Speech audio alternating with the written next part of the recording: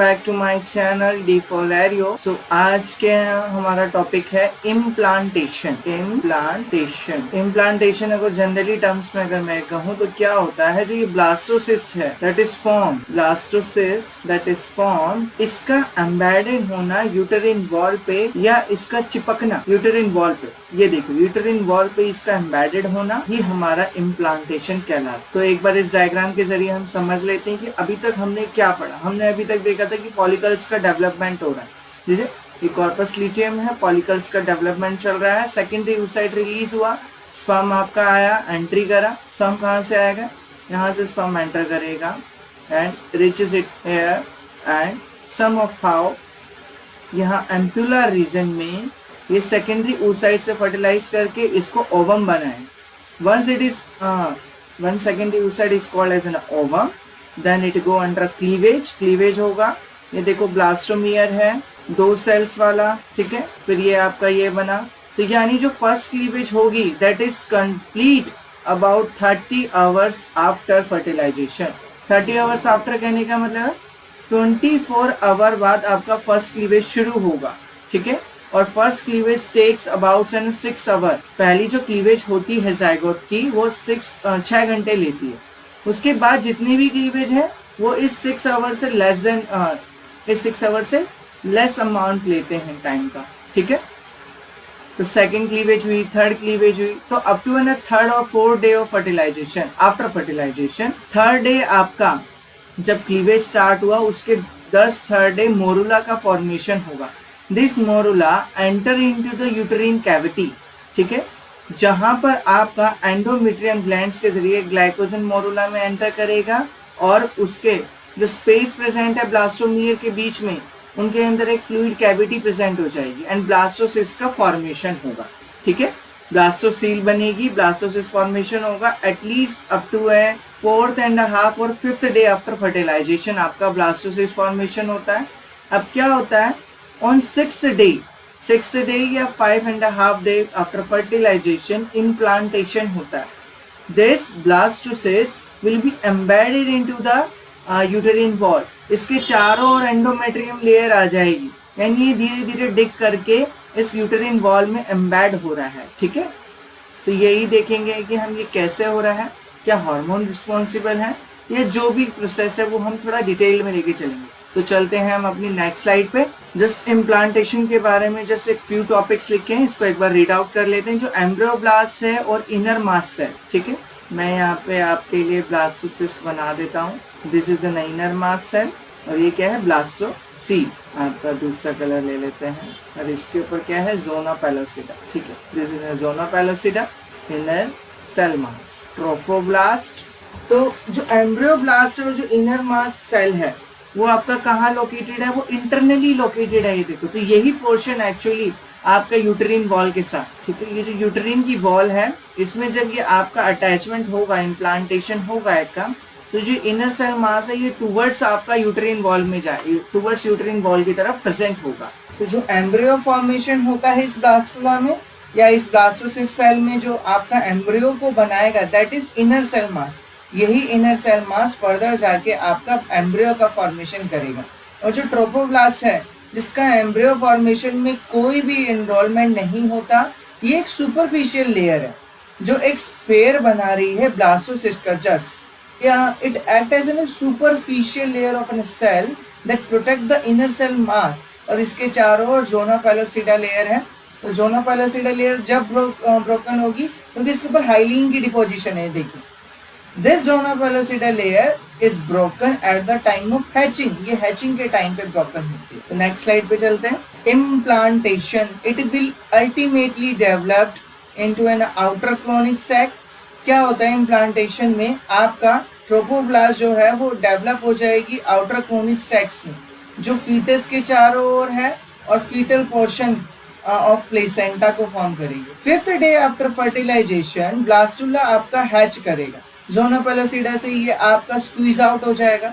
Squeeze out होके जो squeeze out होने का मतलब क्या है, इम्प्लांटेशन का वक्त आ गया। क्यों? Because for implantation this zona pellucida layer have to be broken up. ये ज़ोना पेलोसिडा लेयर एक छोटा सा डाइजेशन होगा एक होल क्रिएट होगा with the help of digestion enzyme, कुछ डाइजेस्टिंग एंजाइम इस जोना पेलोसिडा लेयर में डाइजेस्ट करेंगे, एक होल क्रिएट करेंगे और वहां से आपका ये जो एम्ब्रियो फॉर्मेशन है with trophoblast and inner cell mass with trophoblast squeeze out हो जाएगा, ठीक है, जो आपके इम्प्लांटेशन में एक्चुअली ये पोर्शन आपका इम्प्लांटेड होता है on to the wall of uterine wall, ठीक है। अब ये एंजाइम आया कहाँ है से है जो जोना पेलोसिडा लेयर को जोना पेलोसिडा लेयर में होल होल क्रिएट कर रहा है या डाइजेशन कर रहा है जोना पेलोसिडा लेयर को, वो देखते हैं। ट्रोपोब्लास्ट की जो लेयर है उसका खुद में एम्ब्रियो फॉर्मेशन में कोई रोल नहीं है, but it secretes some proteolytic enzymes. These proteolytic enzymes actually digesting the overlying zona pellucida layer of trophoblast.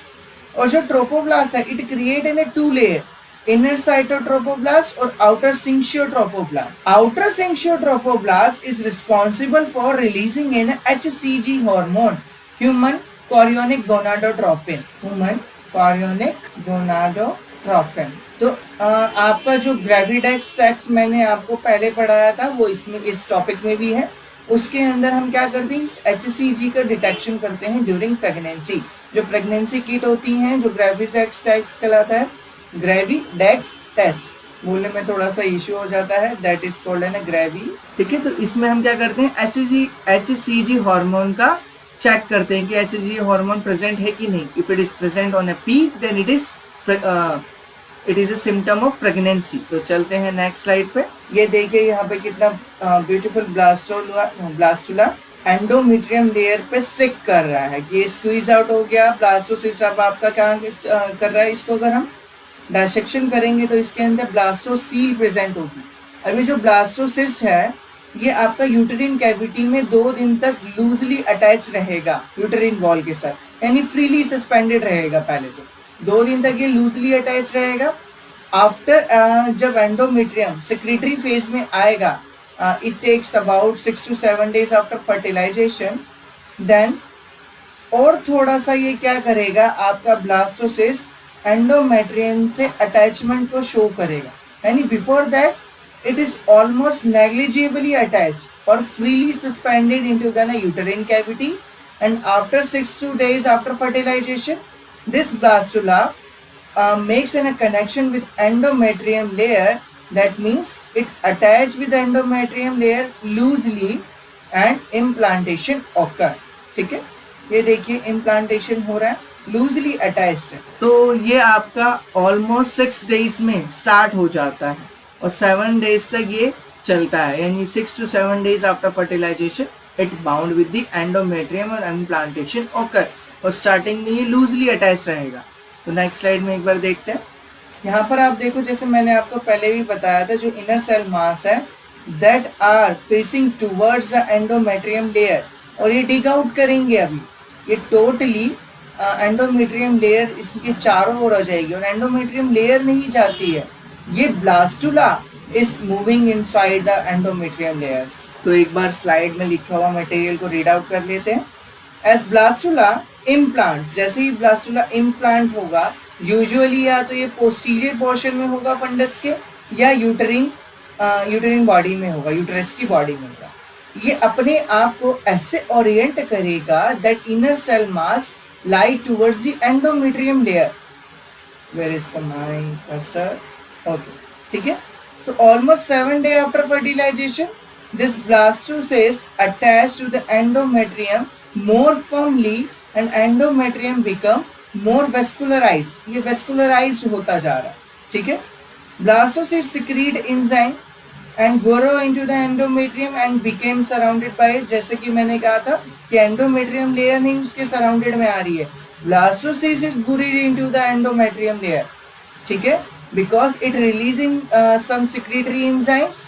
That enzymes help blastocyst to burrow into the endometrium, and ultimately the endometrium is totally becomes surrounded by the blastocyst. Not surrounded, just blastocyst is surrounded by the endometrium. तो चलते हैं next slide पे। तो as implantation occur, now endometrium is surrounding the blastula. Now this is not called as an endometrium. This is known as an decuda. तो on the position basis this Dacuda have a different name where the blastocyst is implanted, because this Dacuda is totally separate once after the fetus is delivered from endometrium. तो ये Dacuda के position के base पे different name है. जैसे कि अगर मैं Dacuda basilis की बात करूँ, Dacuda basilis which is in a layer between an embryo and a uterine के stratum basilis और आपके एम्ब्रियो की बीच की लेयर को Dacuda basilis कहते हैं. This Dacuda basilis actually providing in a large amount of glycogen as well as lipid for developing embryo and fetus, and after that it became a part of maternal placenta. ये बाद में maternal placenta का part बन जाता है till आपका embryo इतना sufficient ना हो जाए कि वो खुद अपना फूड बना सके मीन्स उसके जो सेल्स हैं खुद अपना प्रोटीन फॉर्मेशन ना कर सके. Dacuda capsularis. Now Dacuda capsularis is a portion of an endometrium that actually lie between uterine cavity and an embryo. ये यूटेरिन कैविटी और एम्ब्रियो के बीच के पोर्शन को हम Dacuda capsularis कहते हैं. And the final is Dacuda paritalis. It is in a portion of an uterus.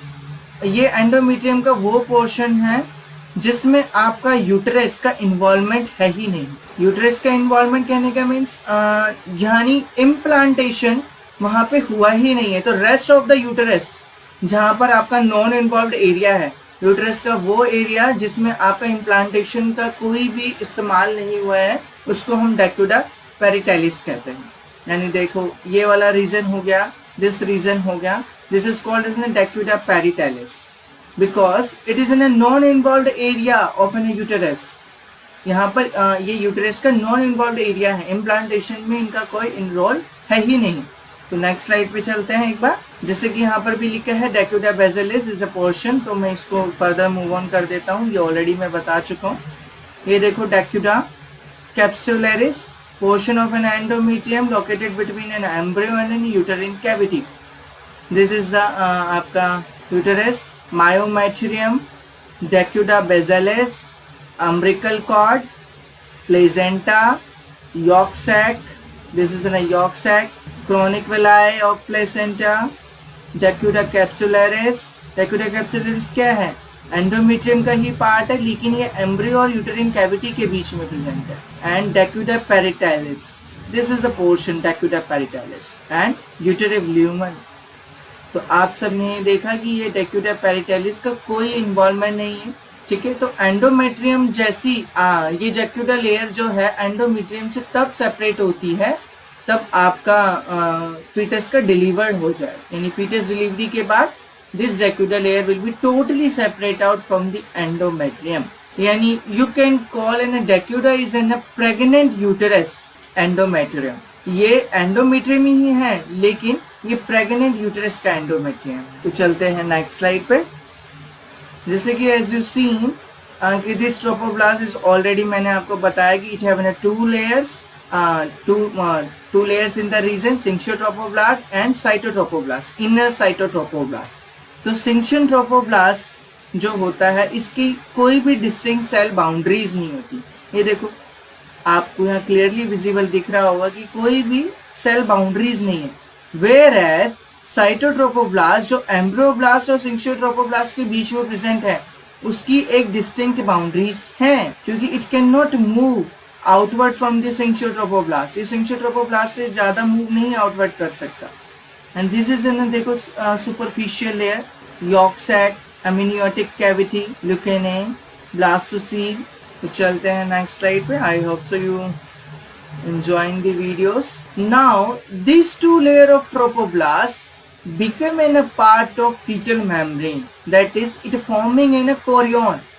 As they undergo further development, as they undergo further growth, it forming in a chorion which is in a fetal membrane. So during implantation this syncytial trophoblast secrete enzymes that enable the blastocyst to penetrate into a uterine, which lining the digesting and liquefying the endometrium cells. ये endometrium cells को digest करता है और उनको liquefy करता चला जाता है। तो इसी की वजह से आपका blastocyst will be embedded into an endometrium and ultimately blastocyst is surrounded by this endometrium layer.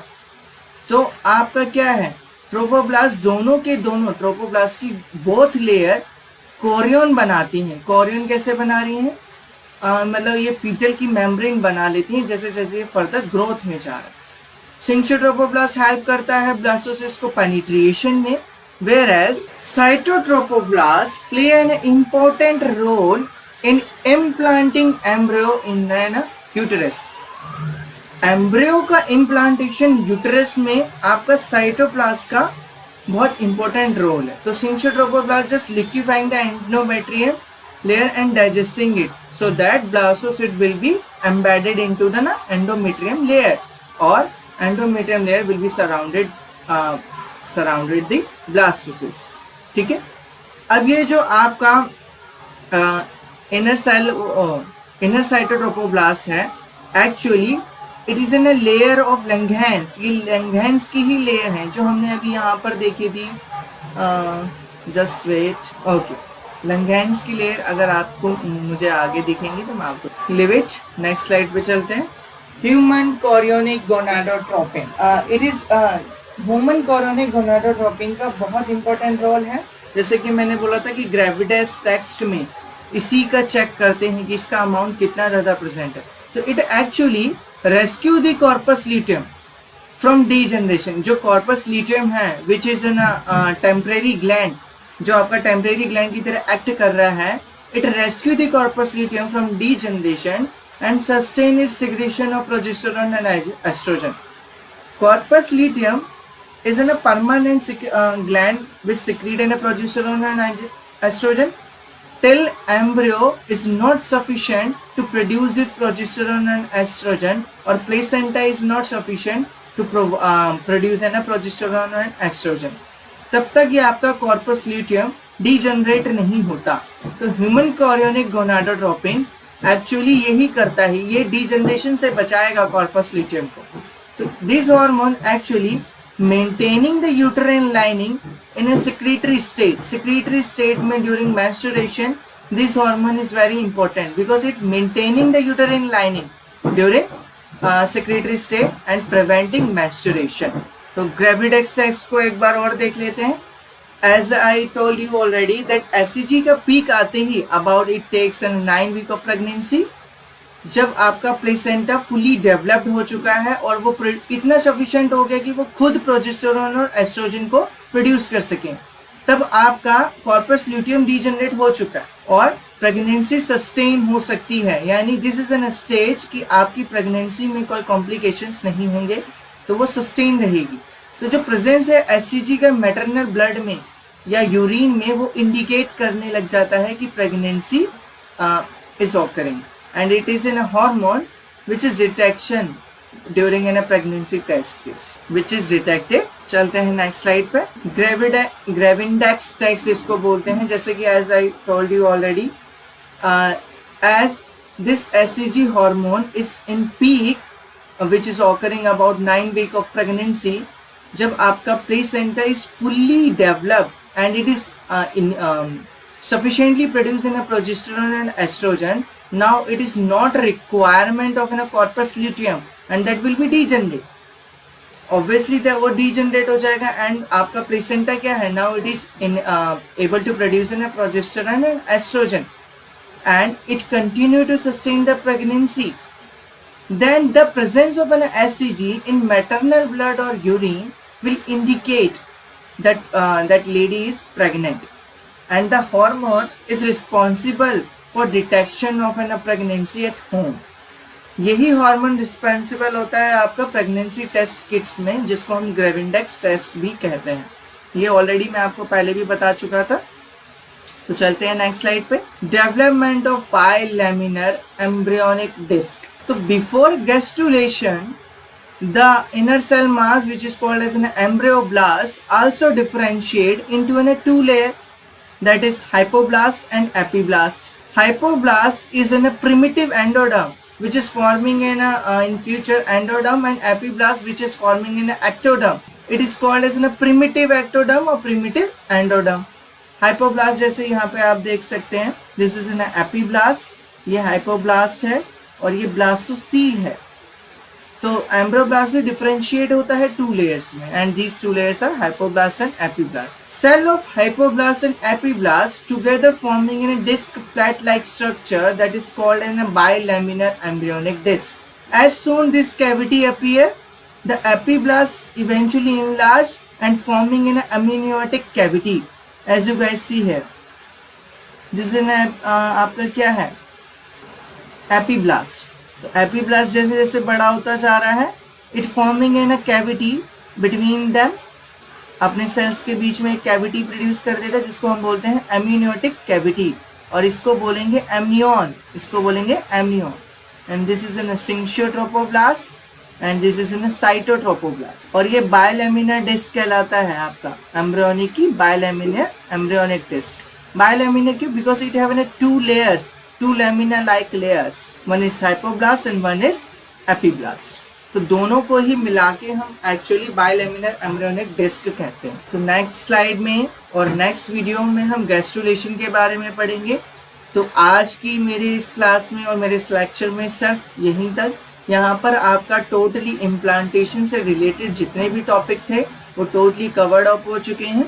अब एम्ब्रियो क्या है? It forming in a bilaminar embryonic disc. Now it is moving towards an gastrulation, यानी forming of an germ layer. तो germ layers के बारे में मैं आपको नेक्स्ट वीडियो में बताऊंगा।